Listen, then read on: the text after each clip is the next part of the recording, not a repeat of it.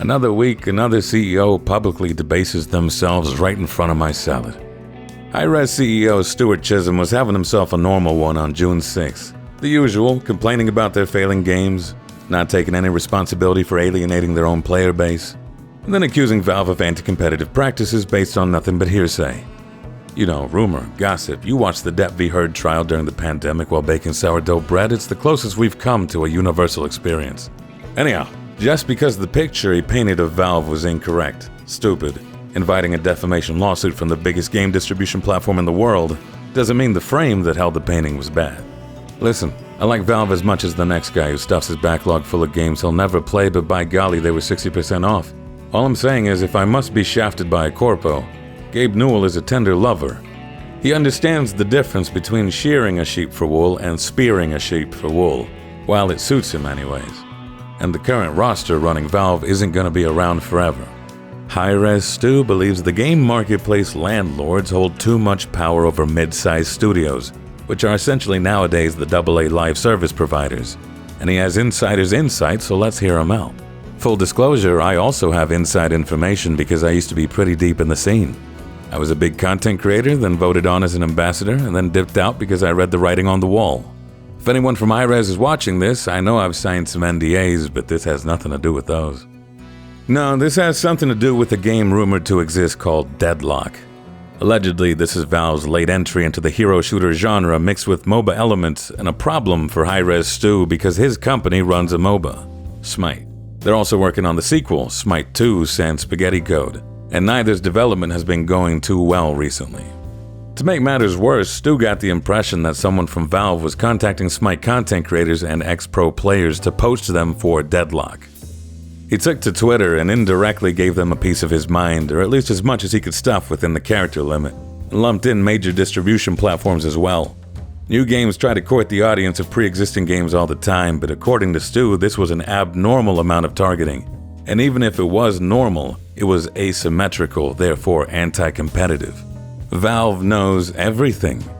To try to get optimal distribution from all of our platform providers, we have gone totally pants down on our plans with all of them, down to a 50-slide PowerPoint. Stu's naked and afraid, and he believes he has to be to get the best stall he can for his games in the Steam marketplace.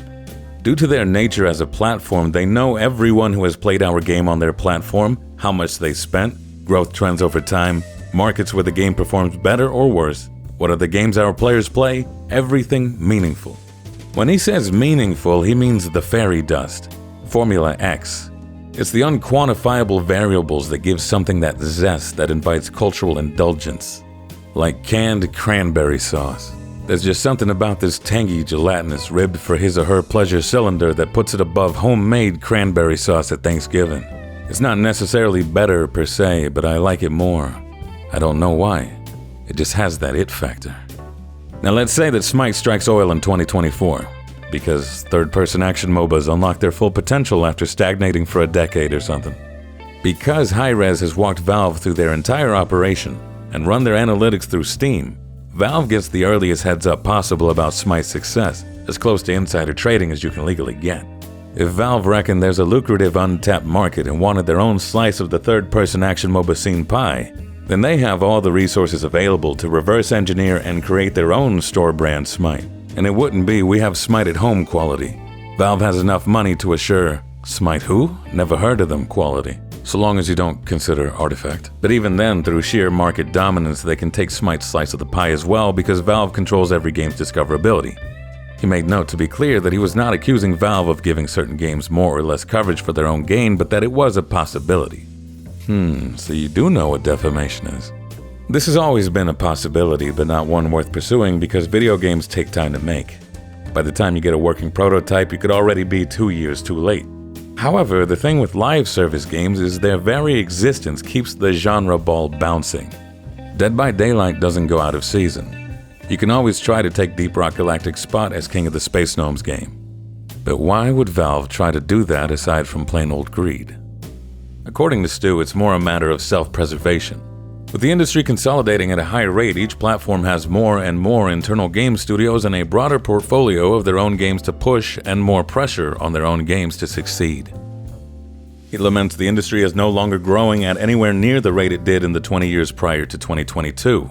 With the overall industry no longer growing as fast, the major platform providers are under immense pressure to show their investors that they can outgrow the overall industry trend. If the total pie is not as big, the only way to do that is to either draw market share from other platforms or draw market share from other games on their platform using their own in-house created content. Drawing market share from other platforms is very hard and takes a ton of time and money. Players typically have a ton of lock-in on their specific preferred platform.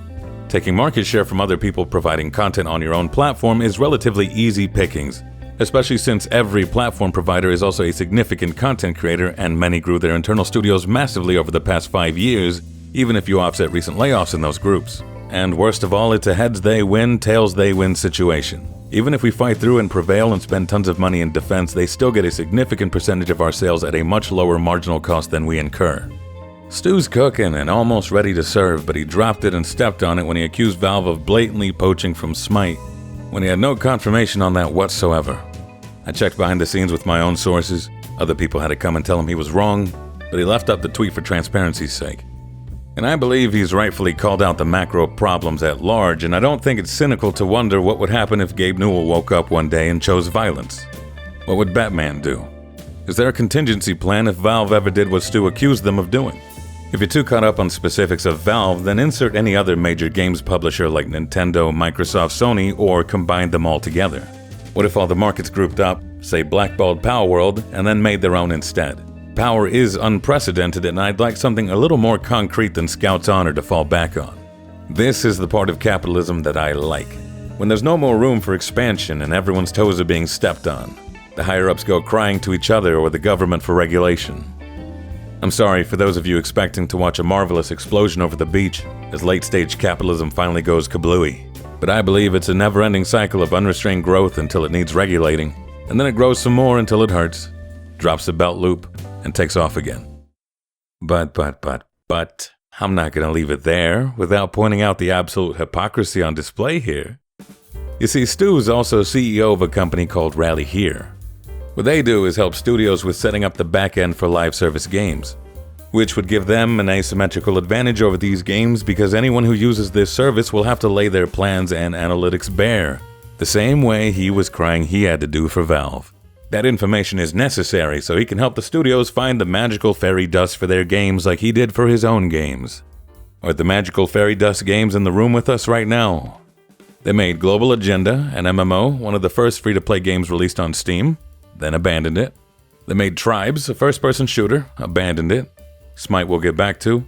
Paladins, Overwatch clone, maintenance mode. Realm Royale, a battle royale trend chase, ruined after a most bizarre patch. Rogue Company, it's a Rainbow Six Siege type hero shooter, don't know what the hell happened there. Divine Knockout, online platform fighter, no dev is currently working on it. And a few other trend-chasing mobile games I missed. Smite, the action MOBA, took off, but it's been in a state of decay for some time now and is nearing its end. So Smite 2 is meant to replace it. However, a recent development has both games in a dire state, and I imagine a track record like this doesn't look good when you offer a side service that helps other games find their fairy dust, as he loves to put it. You want to talk about asymmetrical information? Sure. Why does your website show you as your own trusted clients? Aside from Atmos, I recognize each of these as high-res brands. Redbeard for Divine Knockout, Evil Mojo for Paladins and Realm Royale, First Watch Games for Rogue Company. Prophecy Games was that one card game or auto chess game that failed. What about the cool Sidon skin? A not even remotely clever way to resell a previously exclusive item under the guise of supporting an esports scene that you didn't even run this year. The pro players that you accuse Valve of stealing from you aren't even your players because you fired them all. How many times have you tried poaching content creators from other scenes while giving yours little to nothing? Actually, it's worse than that. You run a Twitch channel that competes with your own streamers. And I don't even have anything against Hi-Rez. I like you guys, I really do. I just think you do bad business. But what's the difference between a good guy doing bad business and a bad guy doing bad business? Things have gotten so dire for your live service games that your players are talking about leaving you for a game that doesn't even officially exist. You are correct. Valve and the major distributors do have too much power. But who gave it to them? You used to have a standalone launcher. What happened to that? And now we're the ones who have to hear you cry about it. Oh, I get right on it, yes. No, Valve. No. Bad Valve. They didn't listen. This is exactly what I want. Executives fighting each other for regulation, or facing the facts and having to deliver quality. Win-win for me. Let this be a lesson to you and any other studio that takes their community for granted. Competition can come for you at any time from any direction, so it pays to be on your best behavior. You're not upset about how Valve has gained power, because you're trying to do the same thing yourself. You're upset that it's not you. It shouldn't be anyone. That core game loop has to have some magic fairy dust sprinkled on it. Well, I don't know why I came here tonight.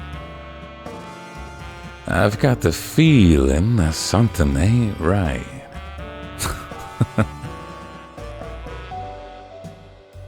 I'm so scared in case I fall off my chair. And I'm wondering how I'll get down the stairs. Oh, God. Clowns to the left of me. Jokers to the right. Here I am, stuck in the middle with you.